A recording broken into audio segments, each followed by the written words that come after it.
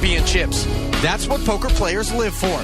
The dream, the national championship in Las Vegas.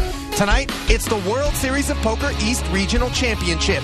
In Atlantic City, the style of play may be different, the accents may be different, and the poker is anything but ordinary.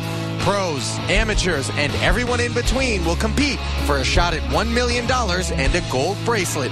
That journey begins right now.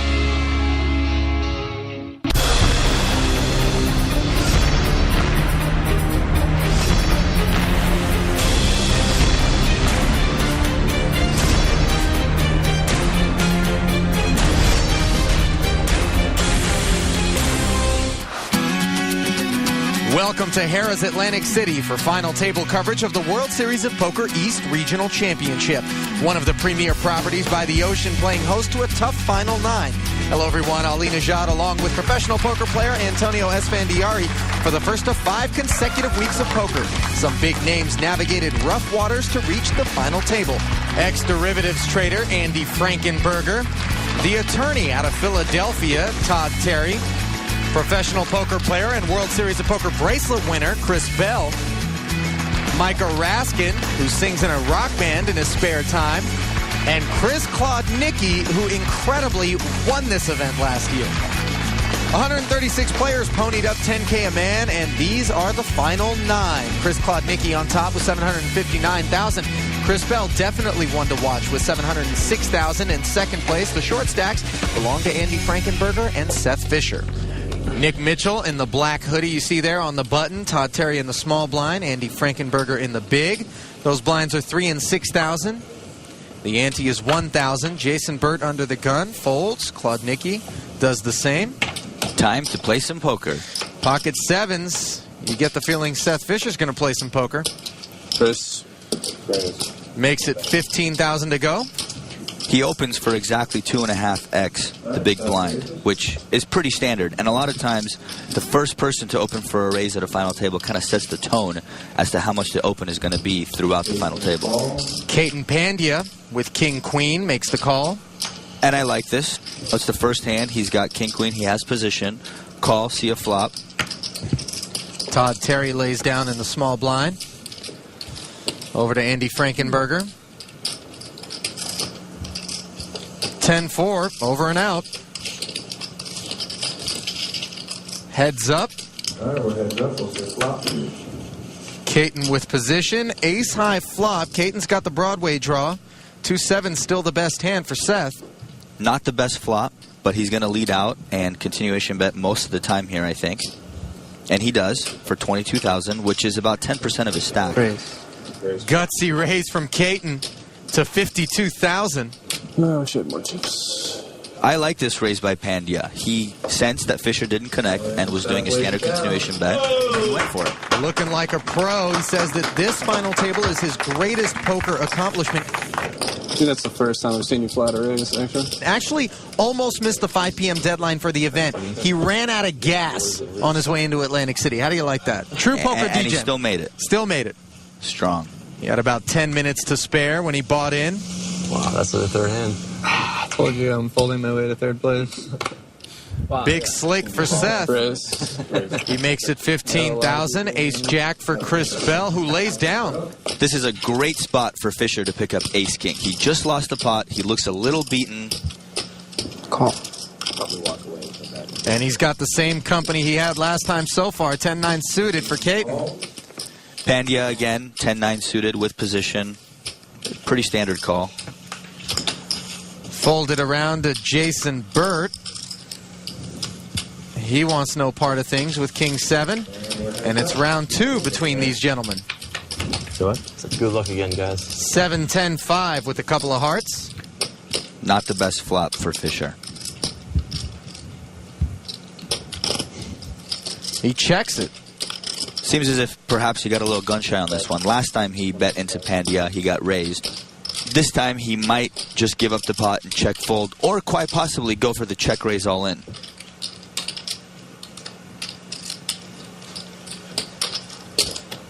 How about the check call? You know, I'm not a big fan of this play. Just calling out of position with the ace high is never a winning play. But turning the king is. Turning the king is. I guess if you can see the future, it's never wrong. Both players check the turn, and now queen on the end. There's the value bet, $42,000 from Fisher. That's $42,000. He has to bet here. He knows he has the best hand, more than likely has the best hand, and he has to get value. Caton's father taking in the action from the rail, and a good laydown by Pandya. Tough to imagine what a pair of tens is going to beat on that board. Mazel tov. Good time. We're even now. Nice bluff. Thank you. 1-1. Seth Fisher and Caton Pandya establish an early rivalry at this regional championship. There are 4 of these 10K events, culminating in the national championship in Las Vegas. All 9 final tablists get a free seat in that event and a shot at the bracelet and the $1 million prize pool. Plenty of overlay in these events. I get the feeling if you weren't here with me, buddy, you'd be out there. I actually would. Anytime there's overlay in a tournament, us as professionals definitely want to play. Unfortunately, I had to be elsewhere, in the booth with you. Unfortunately, huh? Pocket sevens for Micah Raskin, who makes it $18,000. Why change the pre-flop trend from 15 to 18? It's really personal preference. He has a medium pocket pair, and he wants to just win the blinds. He doesn't want to have somebody call behind him and have to play a flop. There's a good chance that some overcards could come. Somebody like Andy Frankenberger, who just laid down king-queen. He did muck the king-queen. I think that was probably a good laydown by Andy in the long run, because someone that opens in first position is usually a strong hand. Ace-queen for the chip leader, Chris Klodnicki in the green shirt. Klodnicki not looking like he wants to fold here.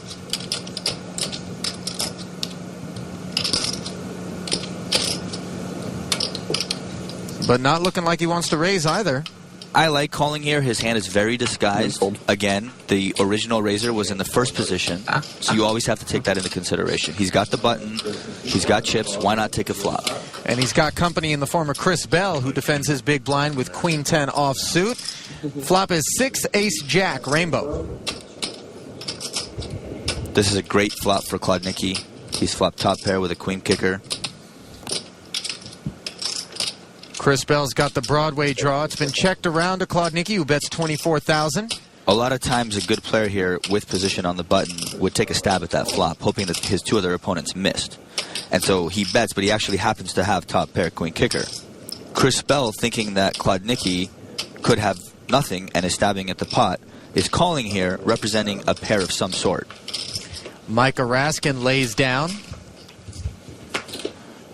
Turn puts an 8 out there. Chris Bell now with a 2-way straight draw.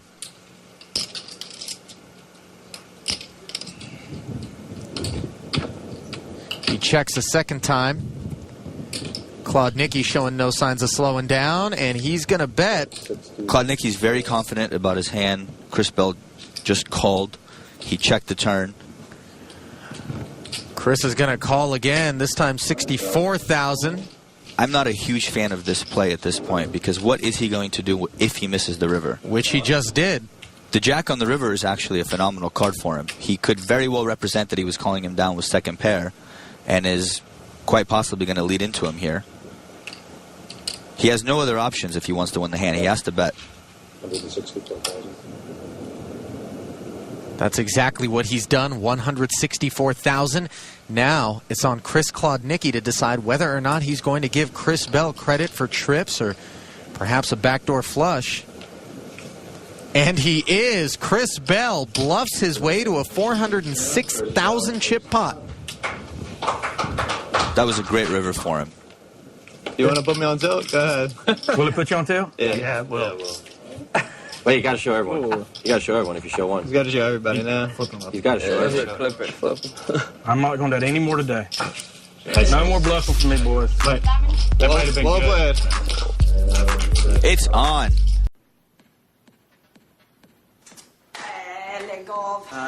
Shit. Now, buddy. Oh mince. Damn it. Manage. I'm gonna see you. Verdammt nochmal. Droge. Danach. Pinche güey. Voy a chacar. Hey!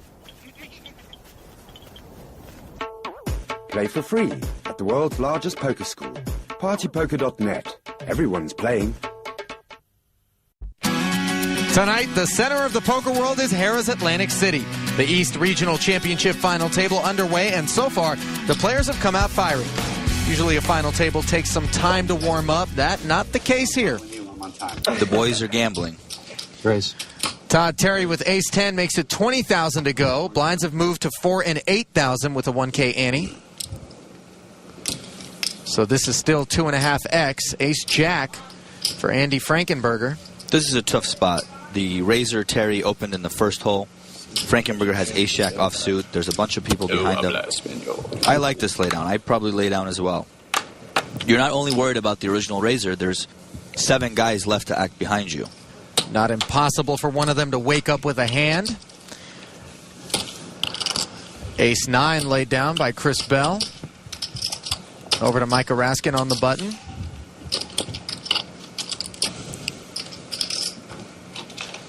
He pitches. Call. Caton will defend from the small blind with Jack-9 suited. Not a big fan of this call. He's out of position. He has Jack high. I would either 3-bet or fold. Sorry. With 3-bet being the less desirable of those two options. Yes, I think sometimes you just have to give it up. Or just flop top pair on the all-diamond board. Yeah. I guess I would take a different approach. Or Caton choosing to check, and a very quick check behind by Todd Terry. This is a surprising check. He raised pre-flop. It was checked to him on the flop. I think he should continuation bet here almost 100% of the time. When he does check behind, he's basically turning his hand face up. Unless he flopped the monster, he's basically saying, I have no pair. Board paired on the turn. Both players checked again. Brick on the end, and Caton leads for 31,000. Terry calls the 31,000, and he'll take a look at 9s and 5s as the pot is slid over to Caton. In that spot, there was a good chance that Pandya was bluffing, and so the ace-high call is not so bad. You know, once he checks behind, Pandya knows that he probably doesn't have anything, so he's taking a step. I don't mind the ace-high call. In case anyone's wondering at home, let's take a look at what everyone is playing for. First place is worth over $350,000, more than 10 times what 9th place will bring. Top 3 is where you want to be in this payout structure, definitely top heavy. Not represented in the graphic, the World Series of Poker circuit ring. Sharp looking piece of hardware. 2 days ago? You know a thing or two about World Series hardware. Yeah. I happen to have a bracelet. One many years ago. Many moons. Many, many moons ago. Neither have we. We just want to, like... Sure you have. You never stop to think about it for a minute. I don't really do much thinking. Whoa! Just click Grab your shades. It looks like Chris Klodnicki knows what to do with a garage full of old tennis balls. That thing is neon. Looks like a glow-in-the-dark hoodie. I better just go with once until I figure out what you're talking about. Ace-6 suited for Chris Bell. Folded around to him on the button. It's pretty standard, 22,000. He opens the pot for a raise. King-10 off for Micah.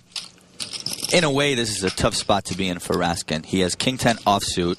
The button has raised, and a lot of times here with the blinds and the antes, the button's going to come in for a raise. For him to just call out of position is not a play I'm in favor of. I would 3-bet or fold. 3-betting would have given him control. Instead, it's 8-6 Jack with a couple of spades. And let me guess, he's going to check it.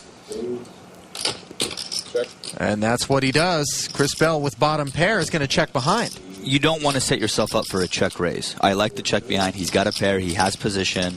Let's take a card off and see what happens on the turn. He could very well induce the bluff from Raskin. He's got no clue where he's at right now. Raskin picks up the flush draw and leads out for 25. This is a very standard call. Again, he has position. He has a pair. It's very difficult to make a pair. Here comes the river. Ace is up for Chris Bell. Going to feel a little better about his hand at this point. Credit Micah. He shuts down. Raskin gives up. He had the king of spades in his hand. He was hoping to maybe take it down on the turn, and if not, maybe a spade would come on the river. He's basically giving up the pot. 76,000 to call. How much? Well, wait a minute. 154. Raskin with a check raise to 154. He's repping the flush. He has a flush or he's bluffing. That's what Chris Bell is thinking. This is just about a min raise. Chris is getting a great price to call. It's an awkward raise. I mean, Yeah, that'd be good if you got that. if he had a flush, why wouldn't he raise more? Chris Bell is thinking, if he really has the flush, why is he only min raising? Good call.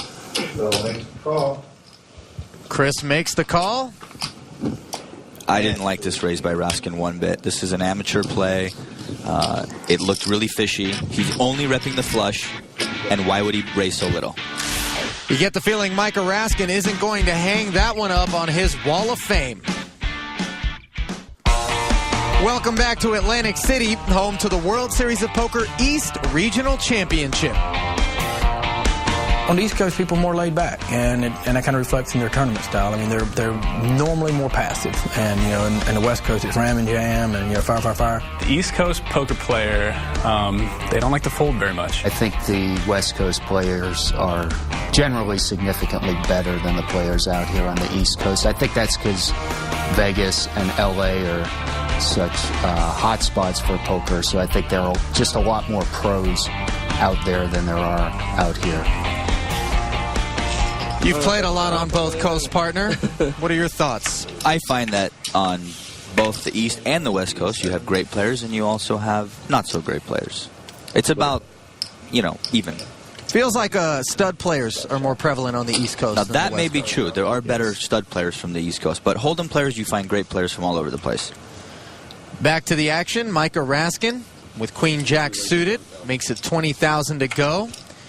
His table image may be a little damaged after trying to run that unsuccessful river check raise through Chris Bell and getting caught.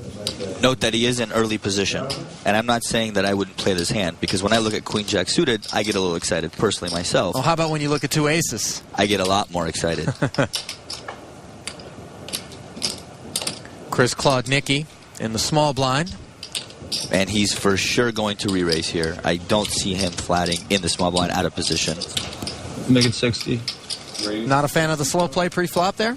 Definitely not a fan of the slow play. Raskin opened in early position. There's a chance he's going to be calling a re-raise. And Klodnicki doesn't want to put himself in a bad spot, so he's got to re-raise here. Doesn't have to worry about losing his man, and indeed, Raskin showing no signs of a laydown. He'll call the extra 40. People generally like to see a flop with that hand. They don't fold for a re-raise. Not taking into consideration how much trouble he can get in if it comes, just a queen or a jack high. Speaking of trouble, look at that flop. Ace 6-10 with two hearts. I didn't do anything. Oh, I'm sorry. I know he didn't do anything. None of the buttons here. Yeah, The button's here. Little confusion over where the button was. Top set checks. Royal flush draw checks. Klodnicki's check is a bit surprising. I don't love it. I don't hate it. He did flop the absolute nuts, but I would be slightly nervous giving my opponent a free card with that board. Queen of diamonds on the turn has given Raskin a pair to go with the royal flush draw. Klodnicki leads out for 100,000. The checking days are over. Well, Raskin just calls the 100.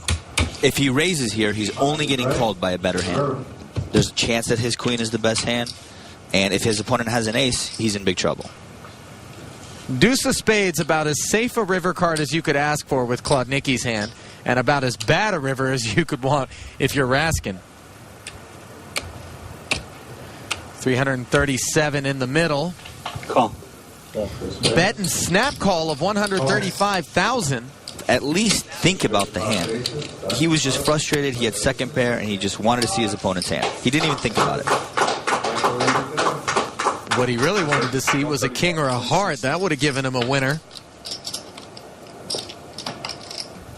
Wow. How does he get dealt aces? I don't understand. So the top of the leaderboard flip-flops again. Chris Klodnicki with the narrowest first place margin. Micah Raskin has taken a beating at this final table. He slips into the short stack spot. Three other players right there with him, though. Expect to see some bust outs soon enough with the blinds at 4 and 8,000. Antes at 1K. I think you should. Four players in that range of all in or fold pre-flop. What's your cutoff? 10, 15, big blinds. It's going in pretty light. The antes factor in too. We hear people talk about M and how much it costs for an orbit. but you just play it straight big blinds? Well, you always take the antes into consideration. You have to look at your stack and realize how much it's going to cost you per round and play accordingly. You can't win the tournament by folding. Caton's opened this pot up with a raise to 20,000. He's got Jack-9 suited. Worked for him earlier. Ace-Queen suited for Nick Mitchell. Flats him. The Jack-9 open in the 2-hole is questionable. I think you're putting too much at risk with a Jack-high out of position against a bunch of opponents that have yet to act on their hand. Todd Terry lays down pocket 8s. How do you feel about Nick Mitchell's smooth call? I don't mind this. Ace-Queen suited. His hand is very disguised. There's still people left to act behind him. Anybody could wake up with a monster. 2 9s in the muck from Andy Frankenberger, who at this point has mucked King, Queen, Ace, Jack, and 2 9s to a pre-flop raise. Given that Pandya has been pretty active and opening a lot of pots and seeing a lot of flops, and that he got flatted by Mitchell, I think the 9s and the 8s, given their chip stack, was a clear shift. Apparently the 8s and the 9s disagree. They're both in the muck. Chris Bell called with 6-7 suited, making 3 players in this pot. The flop is 4 Queen 7 rainbow. Check. This is a great flop for Mitchell. He's flopped top pair, ace kicker. Chris Bell, unfortunately, has flopped a pair of 7s, and I think he's going to put some chips into the pot. Caton didn't fire the continuation bet. Mitchell bets 38,000. And Bell calls. Again, we know it's very difficult to flop a pair, and players in position always like to take a stab. What is happening here?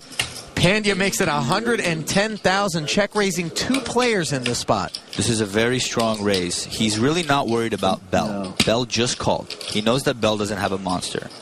He's thinking to himself, does Mitchell really have a hand here or not? If he doesn't, this is a genius play. What he doesn't know is that Mitchell has ace-queen and he mucks. Wow. Definitely didn't expect that.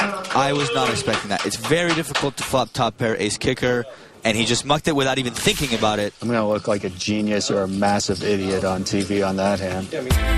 Harrah's Atlantic City is an ideal destination to relax and take your mind off everyday life. Whether it's a quiet night in one of the newly renovated suites or a day at the pool, you will leave Atlantic City refreshed and invigorated. We're at Harrah's Atlantic City, just minutes from the famous boardwalk for the World Series of Poker East Regional Championship. Down the road for our final table, a shot at winning the national championship, a gold bracelet, and of course a share of that $1 million prize pool. Blinds have gone up to 5 and 10,000. Ante stays the same at 1,000.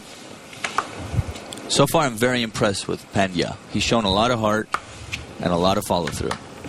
And a lot of out-of-the-box behavior at the poker table. Worked out well for him so far. 2 7s for Jason Burt. Haven't seen anything from him yet. He makes it 25,000. Rest assured, the other players at the table are aware that Jason Burt has been very inactive. Probably going to give him quite a bit of credit. He's got a very tight table image. Queen 10 suited for Micah Raskin, who moves all in for his remaining 133,000 total. Ace 5 suited for Caton. Have a feeling this hand is going in the muck. Call. Indeed. And pocket 7s is an instant call. 2 overs against a pair. As you can see, it's just about a coin flip. Raskin gambling here. He was pretty sure he was going to get called. You know, it was like the one hand I've opened in a long, long time. Sometimes you have to gamble in order to put yourself in a position to win. 2 7s, actually one of the better hands for Queen 10 suited to be up against in this situation. Micah flops the gut shot straight draw to go with his 2 overcards and turns the nut straight. Jason Burt now drawing dead. Will put an inconsequential river card up on the board. Straight. Just the nuts. Very proud of his straight. It's always nice to turn the nuts. Micah fights off elimination and keeps himself alive. Just another evening at the office for Raskin. Well, my father taught me cards, and we used to play gin rummy and stuff like that. So I run a business, and I play on the professional poker tour. When I make a final table, I just try to think of it as another day at work, that it's a one-table sit-and-go. I'm a fantastic sit-and-go player, so I just pretend it's a 9 or 10 person sit and go and just play it like that. I love the mental competition and the psychological warfare of it. I love it. I love it. I love it. I love it. It's always nice to see a guy who loves the game. I think he loves the game. Probably doesn't love that he's lost a few chips back since his double up.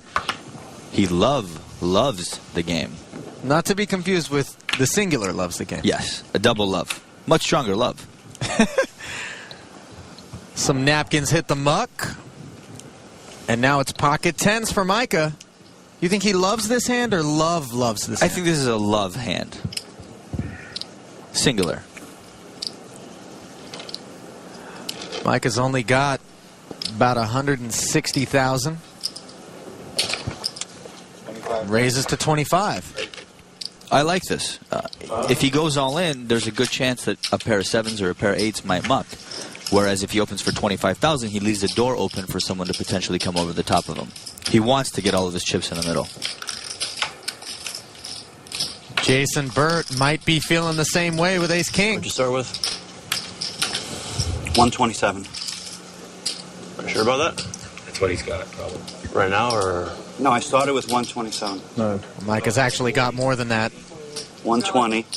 1, 2, 3, 4, 5, 10, 111 behind. I'll put you all in then. I call. 131 behind. All in. Jason puts Micah all in. He snap calls, and it's a classic race. 131 behind. I'm not in a matter. I got this one. I like that confidence. This is a more different flip. Push on my main. Push on my main. What do you fold? Say fold at 10. 326,000 chip pot. Here's the flop.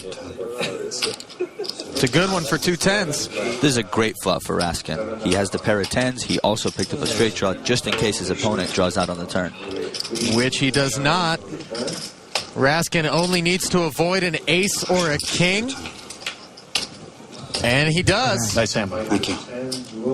Second double up so far in this final table.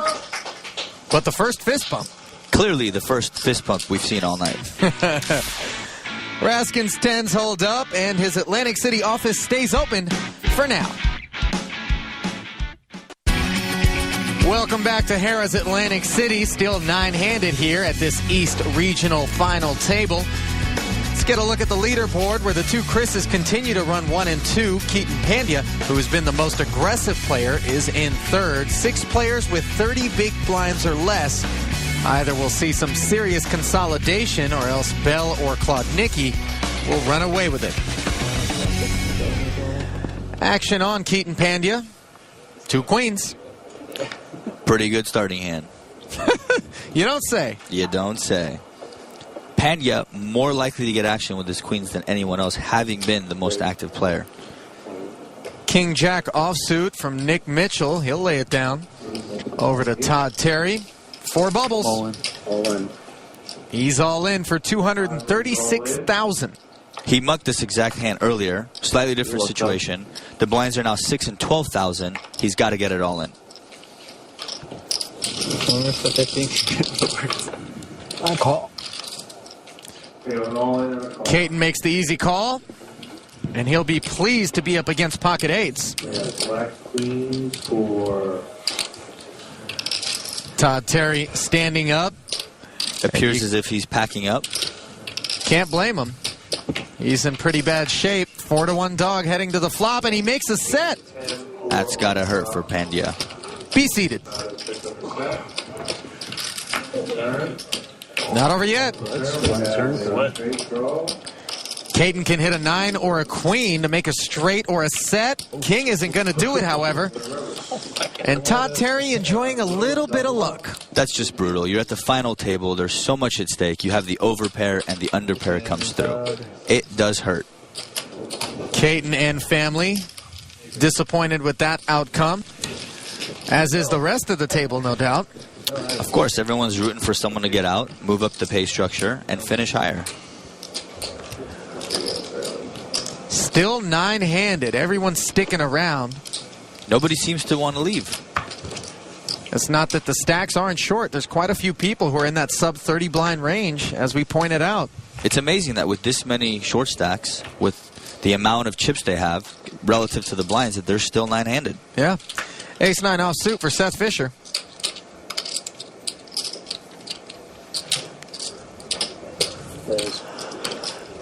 He'll play for $25,000.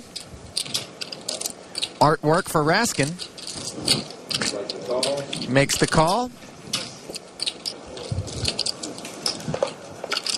Fisher in mid position with the ace-9 offsuit. He's pretty low. He's trying to pick up the blinds and the antes, get something going. I don't mind it. He'll be heads up. Makes top pair. And Fisher checks. I think he's trying to induce a bluff on Raskin's part.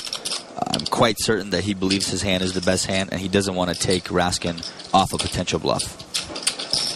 But he's just calling the $25,000 bet from Raskin. He doesn't want to raise him out. Potentially, maybe Raskin wants to follow through on the turn. And maybe Raskin does have an ace with a bigger kicker, or possibly a set of 8s or 6s. He has top pair with a 9 kicker. I mean, sometimes you have to play that carefully. Raskin's picked up a Broadway draw on the turn. Seth checks a second time. And Micah has bet $85,000. Fisher again calls. Once he puts the $85,000 in on the turn, he's committing himself to the pot. I don't see a check fold on the river here. I'm all in. Micah makes queens on the end and moves all in at a turn. As long as you check, right? Tell him what the rule is. That's what he wants. He did like that, so tell him what the rule is. Yeah, it probably requires ruling.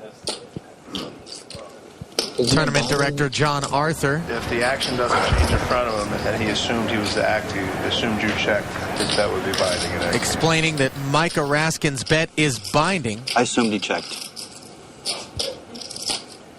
You think? Raskin, by betting out of turn, has given Fisher the free roll. As long as Fisher checks, Raskin's bet for all-in is binding. I'm all in. Fisher does check. Raskin is all in. This is a tough spot for Fisher. Raskin bet the flop. He bet the turn. This is the third barrel. And Seth lays down. Wow. He folded the best hand. Raskin can barely contain himself, popping up. Feeling good about that pot. Let me see that muscle. Stop. Let me see that muscle. Where's my rail? That's the TV, man. It's nice having one fan, isn't it? Some tilting comments there from Fisher. If he's mad now, wait till he finds out what Micah had. No one willing to give an inch here at Harrah's. We started nine-handed, and we're still nine-handed. Micah Raskin has been the story thus far, both with his play and his antics. He left Seth Fisher irritated after betting out of turn just before the break and bluffing Seth off of a pair of aces. Blinds at 8 and 16,000. Ante at 2K.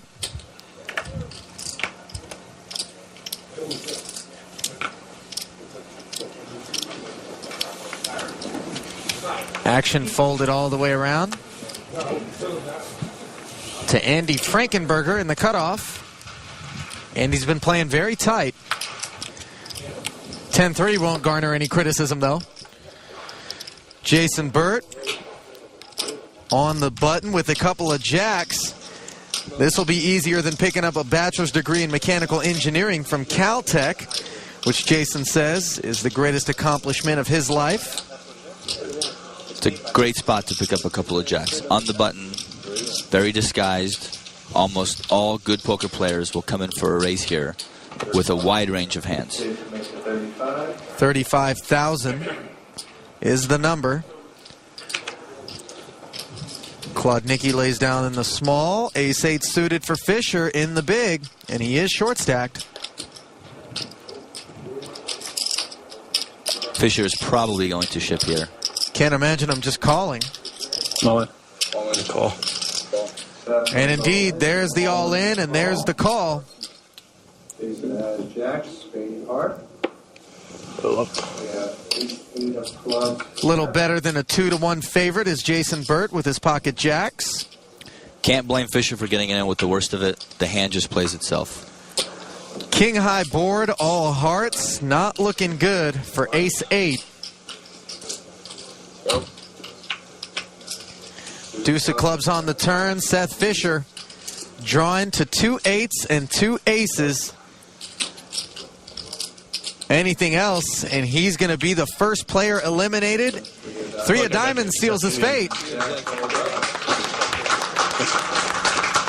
He'll leave to a round of applause and some handshakes. The turning point for Fisher was laying down the best hand on the river against Raskin. Yeah, that should have been a big pot heading Seth's way. Well done, sir. But instead, Micah pulled off the bluff, and Seth is being shown the exit. Let's get a look at the leaderboard. Still the tale of 2 Chris's, but Micah Raskin is making a charge, sitting in 3rd place. Before Seth Fisher took off, we asked him about the pivotal hand. It was such a weird situation. Like, he acted out of turn on the river. I'm all in. I mean, he's a maniac, so I have no idea what he has. It was borderline angle shooting, borderline bad play, but I just can't see not being beat there most of the time, and it was for all my chips, so what are you going to do? Well, if you're Seth Fisher, you're going to go home with $32,000. Not a bad payday. Not at all. Clearly had his mind on a bigger figure, though, when he took his seat. We always do. King Queen for Nick Mitchell. He's going to ship his 170 into the middle. Jack 9 suited for Andy Frankenberger. We know what Caton would do with that hand. Absolutely. And with the blinds at 8 and 16,000, given that he only has 170,000, I like the ship. 2 10s for Jason Burt. Small downgrade from Jax, but I think he'll live with it. 170 is 1/3 of his stack. He's either going to call or ship it all in. I'm all in. All in. And all in it goes, 457 total. I like the all-in. This puts him in a more likely situation to be heads up against his opponent. And when you have 2 10s, you'd rather be heads up than play a multi-way pot. Good luck. Indeed, 2 10s will be heads up after a round of folds. King in the window, all spade flop. That's a sweat. Jason gets out-flopped, but he does have the flush draw. It's going to be like 8 of clubs on the turn, too. Oh, my God. Wow. 1 out goes away. That's the Queen of Spades. Oh, not even. That card would give Nick Mitchell a full house. Yeah. Blank deuce on the end. And the man who's already final tabled the World Series of Poker event 170 is looking to improve upon his 5th place finish there after avoiding elimination at the hands of Jason Burt. One of these days. I don't know about that, though. Pretty good at flipping. I was until this table. For Jason, it's been a rough night. I'll put you all in then. I call. I'm all in.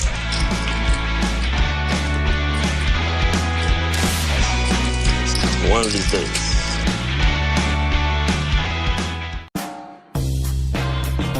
Growing up on the circuit, everyone wanted to offer me advice. When to bet, when to fold, when to raise, what to wear, what to eat. But there was one piece of advice that took me to a new level. Daniel, don't do anything stupid.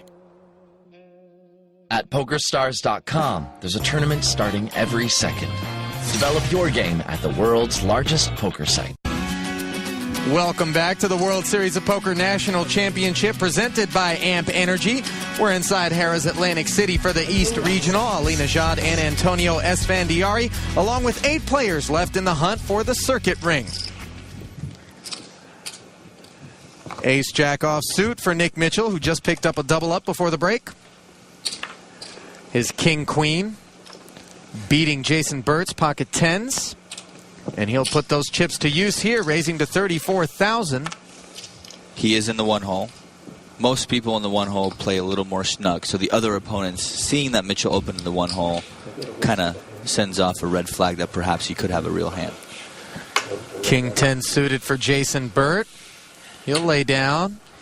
And another ace-jack. This one for Chris Klodnicki. He lays down. And that's what happens when you open early position.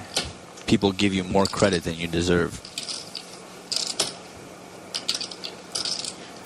Micah Raskin has 10 deuce suited. He's got the look. Certainly does. If anyone at this table can make this call or a raise, who knows? Call. It's Micah Raskin, perhaps playing his rush. He's up to over $1 million in chips. $1 million, $2 million, $500,000. I think this is a terrible call. He's out of position with a 10 high. Why? Because you're going to flop top and bottom pair. Come on. If you can see the future, that answers my question.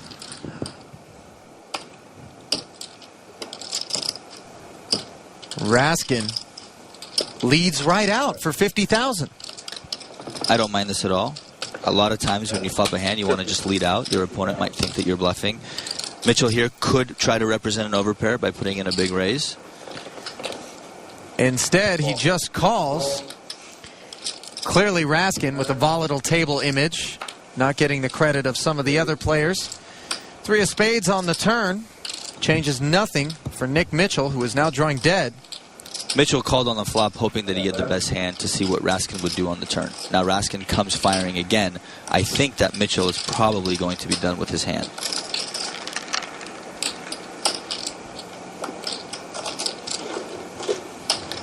Or not. Nick slides $100,000 in there for the call. I don't like it. What's he going to do on the river? Raskin seems to bet every street, and he's going to call him with ace high on the river. A flush draw, really the only thing Mitchell could hope to beat. And now with a third heart on the end, he can't even beat that. But he has made top pair, top kicker. This is a very bad card for Mitchell on the river. Now that Raskin has checked to him, I think that Mitchell's going to go for the value bet. And Raskin, I don't see a fold anywhere in his future.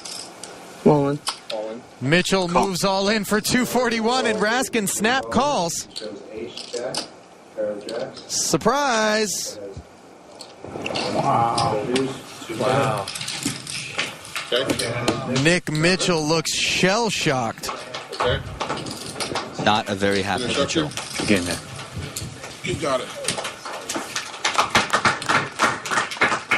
Most people would be elated to take home $40,000 and change, but you can't blame Nick Mitchell for not thinking about the silver lining right now. Let's look back at the Amp Energy hand of the day. Another unusual one involving Micah. His premature all-in caused quite a stir. I'm all in.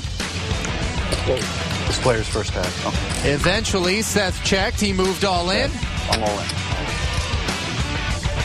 And Seth folded the best hand. Stop. It's nice having one fan, isn't it? With a parting shot.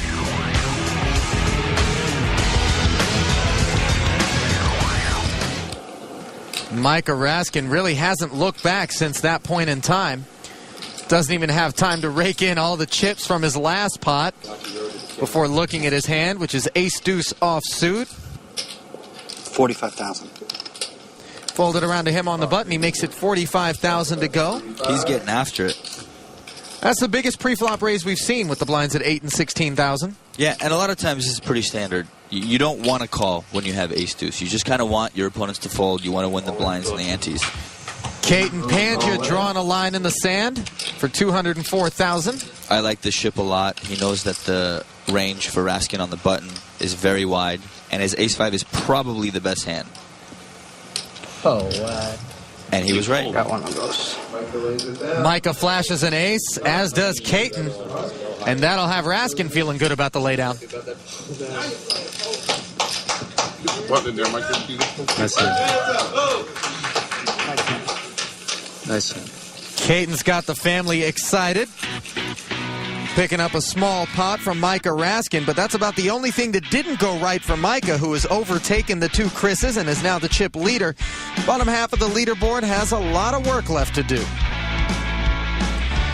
All night, Micah Raskin was the center of attention, and with 7 players left, his stack dwarfs the rest.